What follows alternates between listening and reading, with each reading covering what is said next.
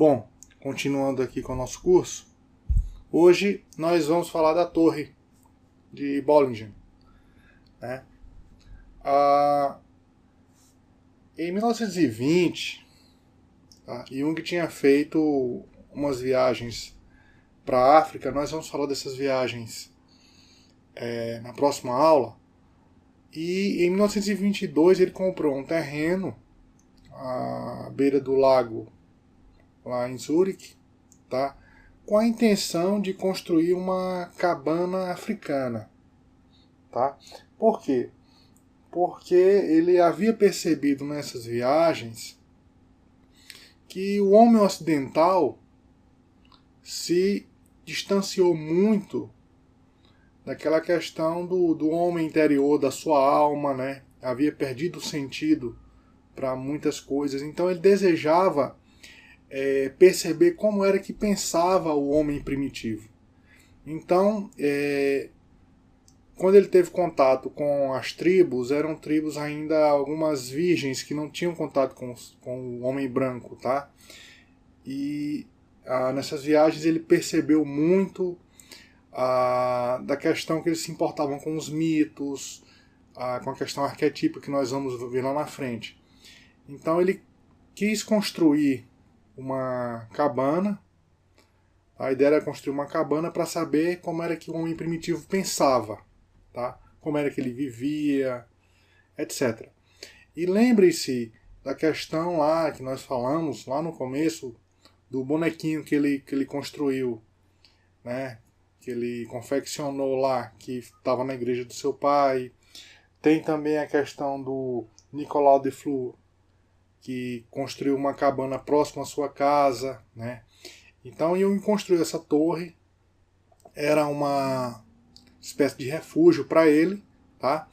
E o início da construção dessa torre se deu em 1923, né, após a morte da sua mãe, né? E sempre quando ele ia construindo, né, quando a torre estava pronta, ele ficava alguns dias, meses na torre, tá? E a segunda parte da torre foi construída em 1955 após a morte da sua esposa, Emma Jung. Como nós podemos perceber, a torre é um monumento ligado aos mortos, tá? Então sempre quando teve mortes, no caso da sua mãe depois da sua esposa, foi o que teve as mudanças mais significativas na torre, tá? Na torre, Jung renunciou toda forma de tecnologia, tá?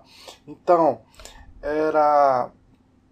ele mesmo cortava madeira para acender o fogo, acendia os lampiões, não tinha eletricidade, ele tinha que retirar água de um poço, tá? Então ele vivia da forma mais simples possível, tá? E ele até vai dizer, olha, como é duro ser simples, né? Ele vai revelar isso em Memorações e Reflexões, né? Como é difícil ser simples. E a torre representa um local de amadurecimento para Jung, tá? Da sua psique. Então toda a experiência que ele passava na psique, ele refletia na torre. Então ele fazia esculturas, pinturas, né?